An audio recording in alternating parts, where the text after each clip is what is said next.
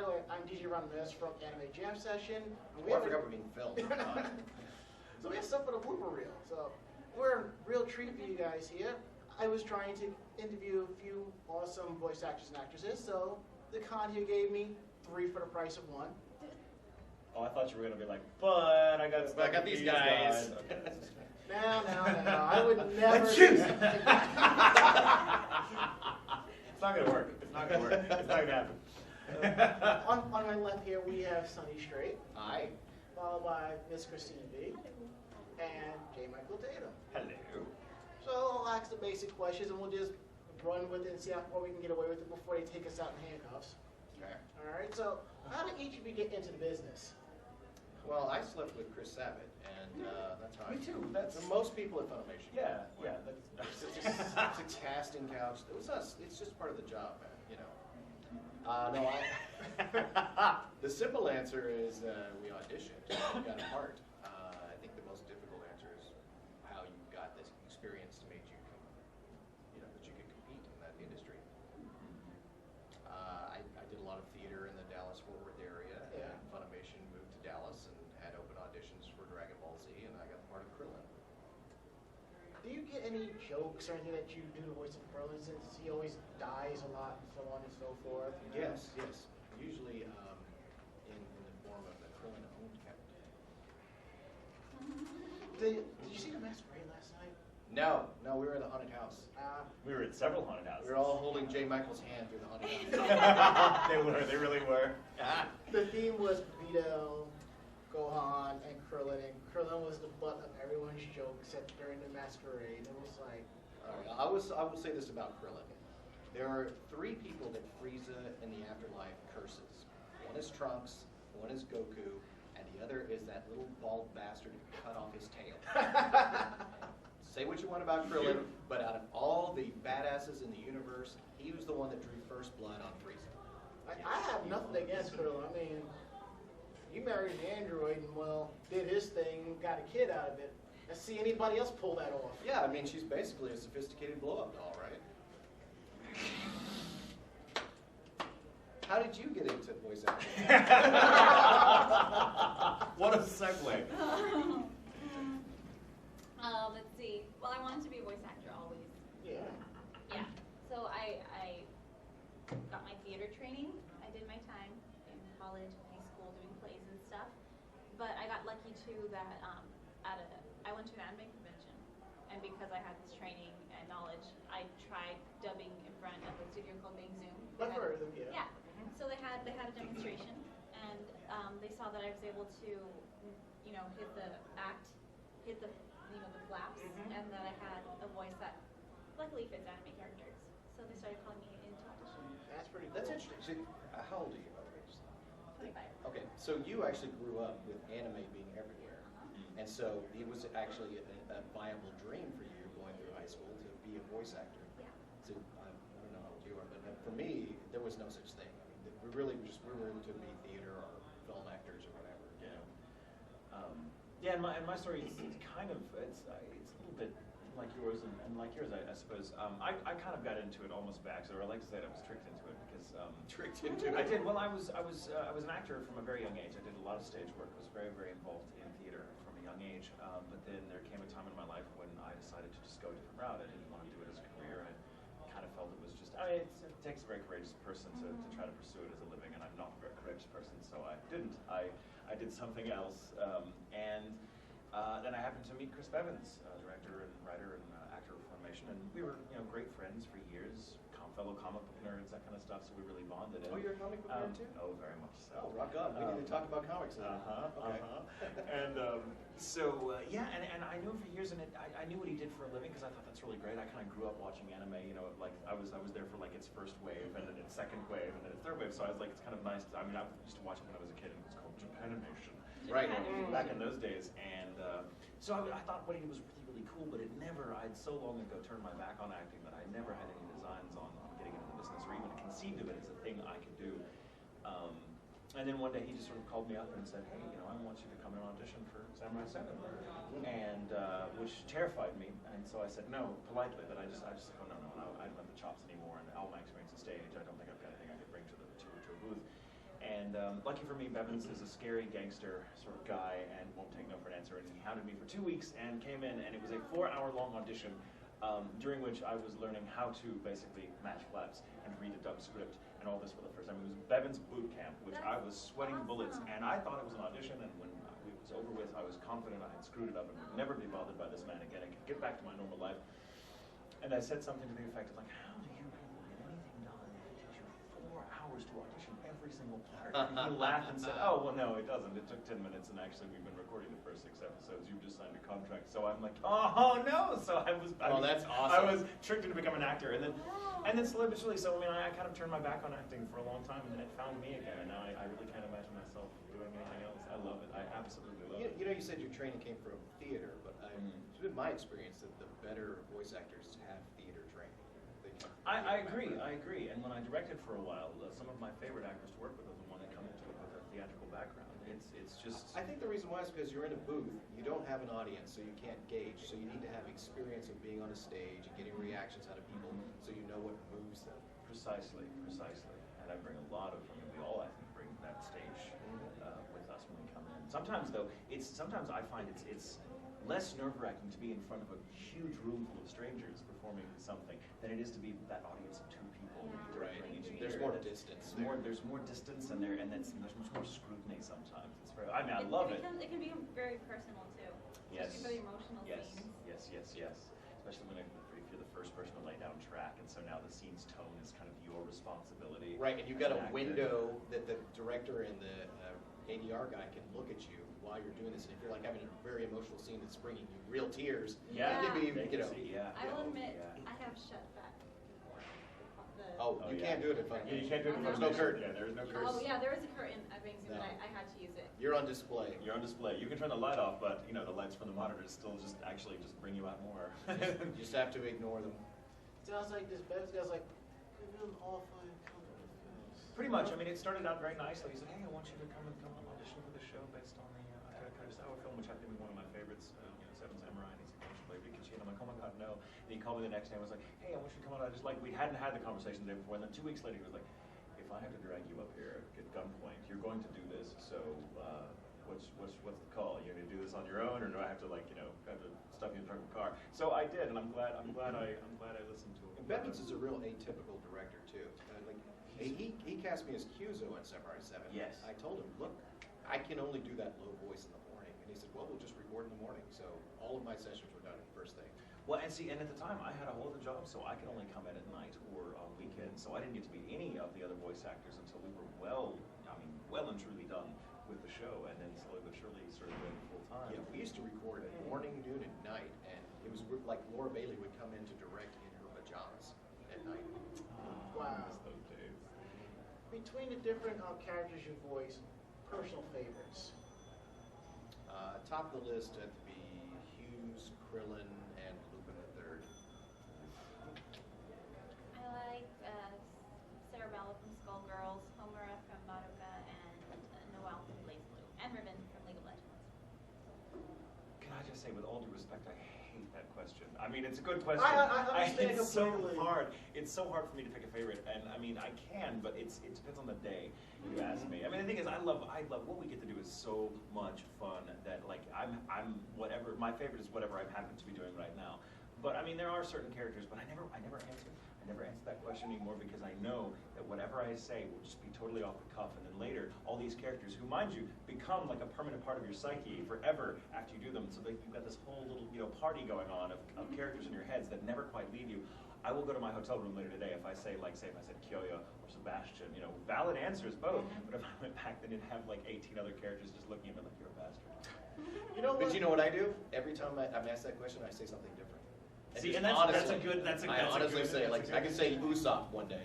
See, for an answer like that, I have to shake your hand, sir. I mean, I totally respect that. And it's kind of a psychotic answer. It's because I'm afraid of the voices in my head, so I can't answer. But there's something to that because you do put a lot of yourself into every one of these characters. So it is the one you're doing currently because that's the one you're focused on the most. It's like a child that needs the most attention. Yeah. And they do feel like you're kids. You can't just separate them into mind. And I can't, I mean, I can kind of give you an answer that's not quite, well, Fair enough, you know, it's yeah. not my favorite. I mean, he is my favorite, but for very difficult reasons. The most recent thing I've done of any, in terms of like really, really heavy involvement was Okabe from Steins Gate. Because not only did I play the lead in this show, and he is a true lead, he is literally in every single scene of this 26 episode show, and he talks all the time, and he's very high energy, so it's hell on the vocal cords and hell on the emotions, and he's just, it's a roller coaster ride. But I wrote the show along with Patrick Seitz as well, and so I would, I couldn't get away from this character for the 8 months that we recorded it. I mean, I would go in for an 8-hour day in the booth, which is always exhausting, then come home and work on the scripts well into the theaters, frequently, because he just never shuts up. And then it's a very long time, and we're talking like It's a very 5 profitable days. character. Yeah, don't get me wrong. But I couldn't do anything else at the time because there was no time open. So I was like, okay, well, this, Okabe Mitaro is who you are for about 8 months, and I couldn't get away from him, and I still I have difficulty kind of sloughing him off, and he is an emotionally devastating character. I mean, I love it. I think Steins Gate is one of the best things I've ever gotten to work on, hands down. I've never seen a show like it, and I'd be as enthusiastic about it if I had nothing to do with the I production. see a lot of passion behind it. I can tell, wow, this is like all you, you know?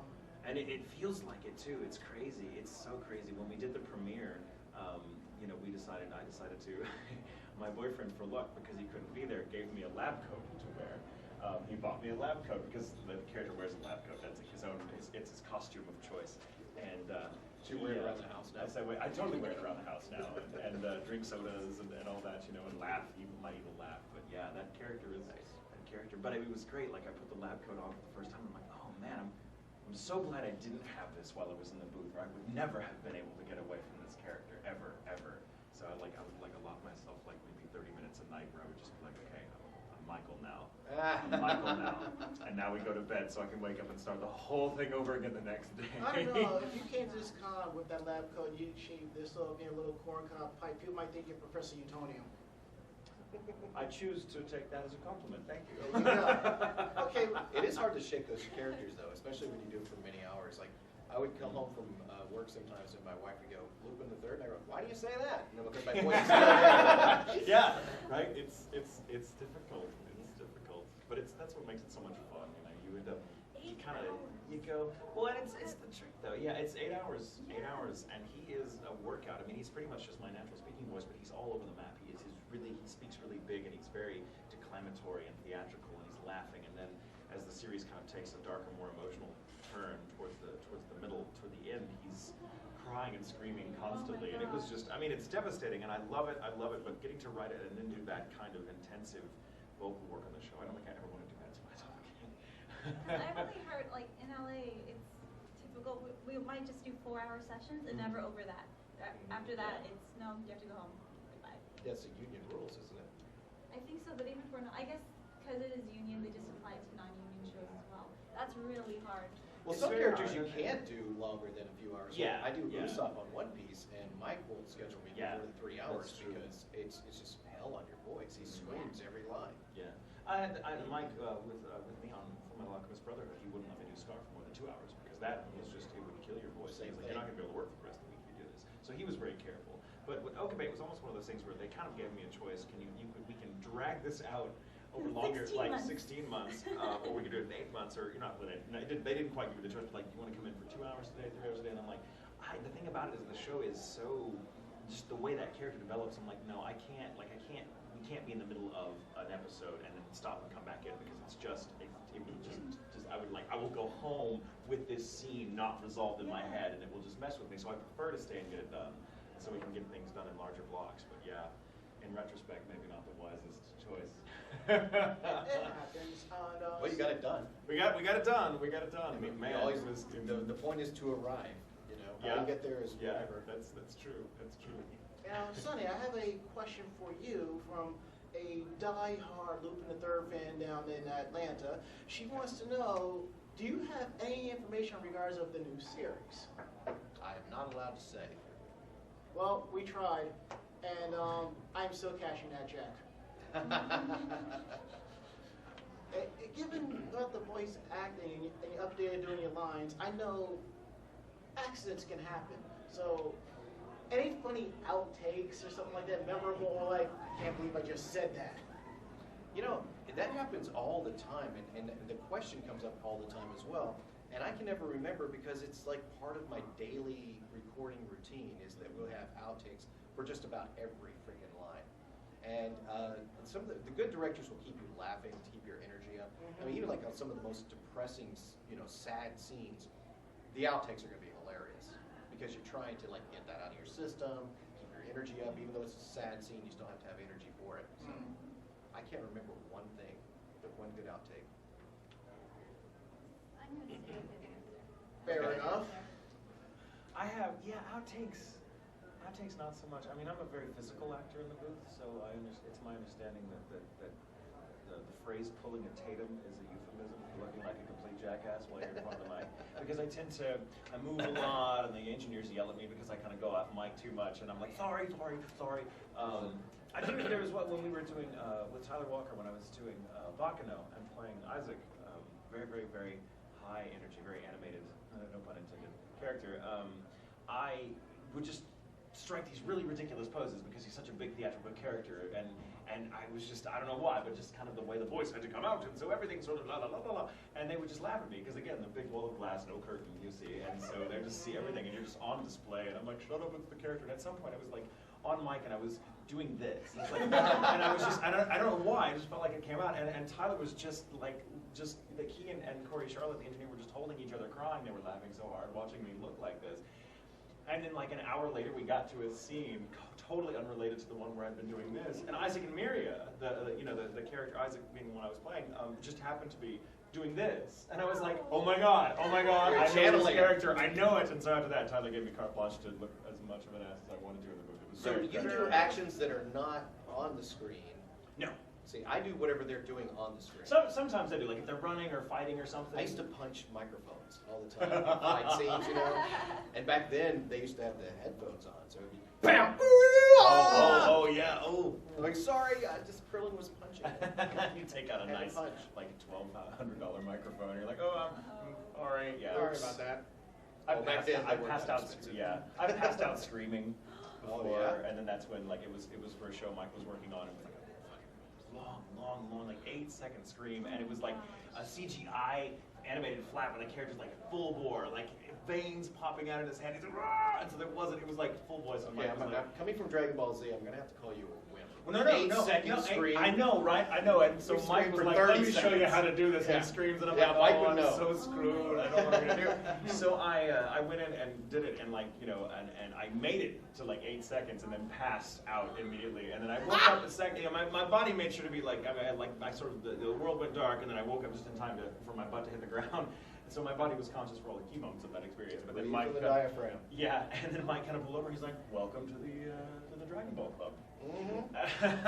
And then so I felt I had arrived. But yeah, those were early days for me. So I hadn't really learned how to scream. I heard Schimel like passed out once. I've heard that too. Yeah. But that was probably just from talking. Yeah, exactly. Because he never Wow. breathes. So, outside of voice acting, fun stuff do you like to do? Like, just kind of get away from it all, just like relax, like rollerblading, What is video that? gaming, cool, trying to have a bit of a social life, Try. Social. Keyword try. trying. Yes. Trying. Well, I'm a husband and father, so occasionally I find time for my family. I'm also a professional comic book artist, so if I'm not voice acting or directing, I'm usually writing and drawing comic books. That's cool. But that's not for fun, but it is fun. Yeah. So it's voice acting. Yeah, it's fun. Any titles you may have heard of, or? Probably the thing I'm most known for is my work on ElfQuest. Ah. And I did 2 58-page stories for them that were eventually reprinted at DC Comics. And the latest thing I did was We Shadows, which was published by Tokyo Pop, and was actually nominated for Graphic Novel of the Year by the American Library Association. Well, that's pretty awesome. Congratulations. Fun. I play video games. League of Legends, I play a lot. I volunteer at the Braille Institute, reading. You know how to read Braille? No. Oh. No, I read. I read like the daily newspaper and stuff, and people can call and hear that. And I work That's at a awesome. work at a comic book store. That would be really counterproductive. Okay, this says this. reading for you. Yeah, it's like just lazy people. These Like, lazy they don't blind people. I'll It's just take a care of lazy it. institute.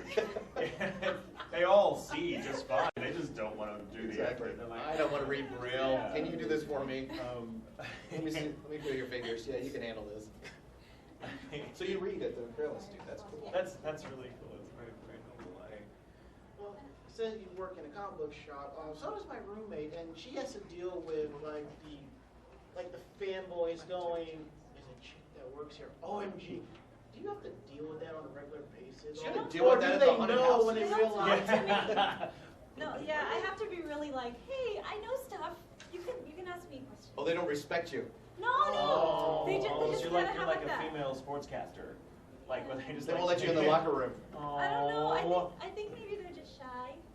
Probably. Oh, it could be. Well, you are very intimidatingly beautiful, so I could understand that. See, and then it works every time. But at the haunted houses last night, she would get all these ghouls and zombies following her for hours. Everywhere she went. She'd be like, get off, get off, get off. Multiple times, and it becomes a socially awkward situation. Yeah, and she Yeah, wasn't scared at all. it I would mean, she go was too doing- long. I was freaking out more than anyone, pretty much. Yeah. And like I was jumping and screaming and everything, and then she's like, "It's okay, I've got you." I'm like, "Thank you, thank you." But they would go for her, and I feel bad. I'm like, they assume that I'm your boyfriend, and it's my job to protect you, and I'm like hiding behind her, and I'm like, it's like this is not what you think it is. So did you ever work at a comic book shop?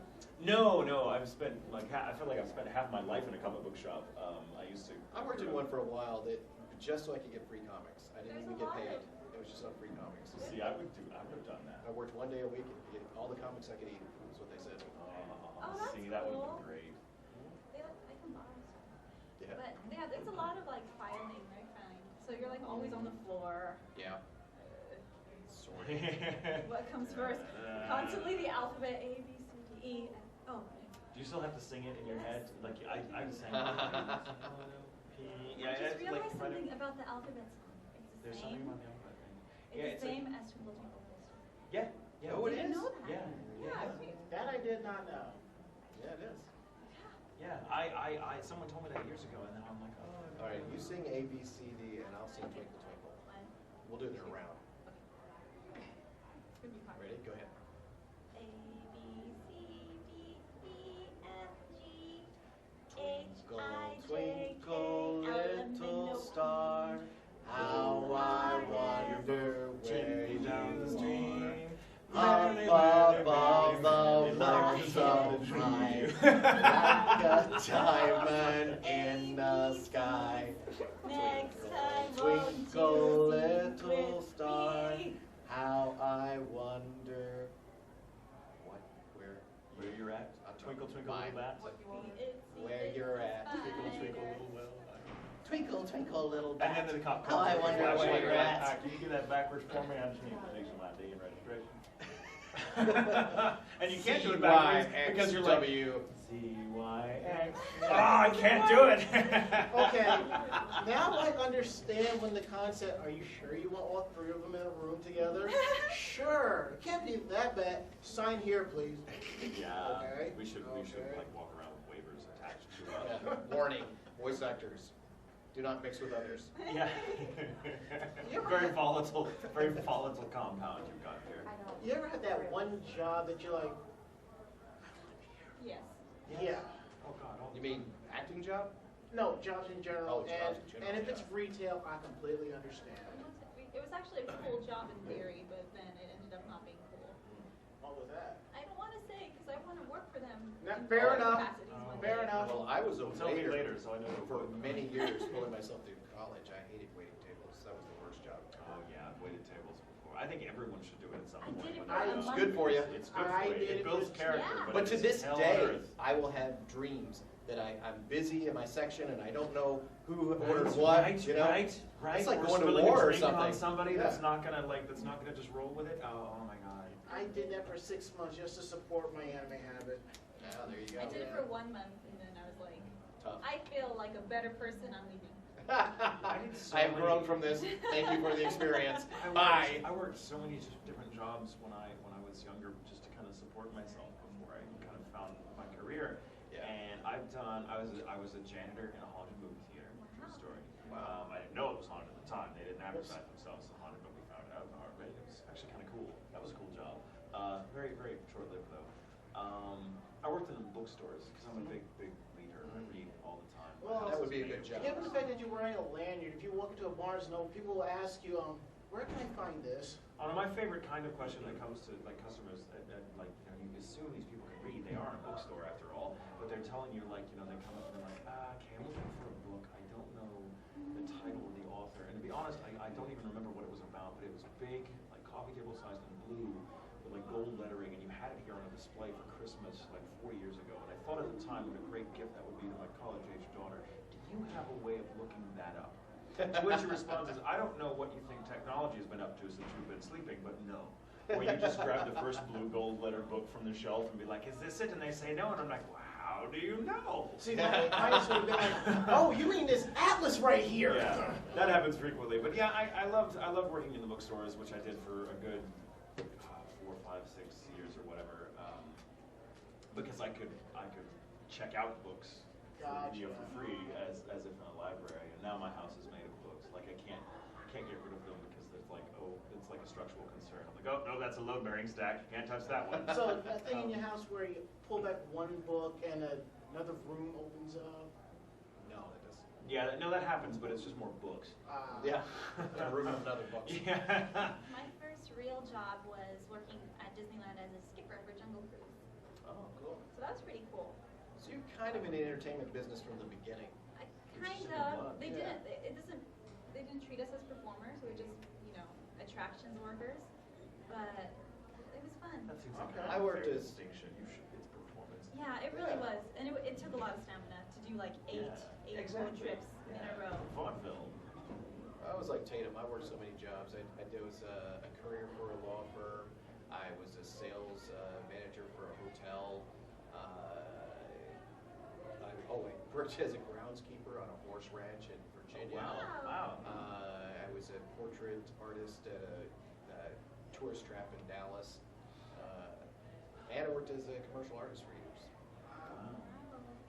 Well, gotta wrap things up. So I guess my last question is for Miss Cristina Vee over here. What is your connection with Bleach Street Boys? Yeah, what is it? Oh, okay, so I'm not actually in that band. That's the band that sings Anime Con Right. songs.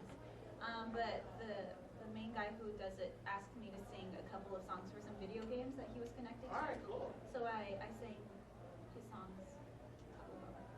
Yeah, that's pretty cool. So I'd say thank you all for your time here. Thanks for having us. Hey, anytime. So anything you want to tell the fans out there? Any new projects you're working on real quick, or? And you! No, we're gonna work. It's gonna take like 4 hours for this sneeze to come out. You're very kind. They're trying to help me sneeze. I had a sneeze Just coming in Oh, before we started rolling, and it just won't come up. It's Maybe just it's stuck right sickness. here. It's not sickness. It's not Working on a lot of. Thank you for looking at me like you're trying to curse me. Sorry, go on. What are you working on right now? Stuff I can't talk about, but Steins Gate. I can talk about Steins Gate. Steins Gate. Check out Which is Steins Gate. coming out. Check out Steins Gate. Very, very proud of that. You won't be disappointed. I can just say Pokemon, but I can't say what I did on it. And Check out Pokemon. check out Skullgirls, because it's a really good game. It is. My roommate has a PS3. Yeah, Yes. it's fun. And stuff. And One Piece.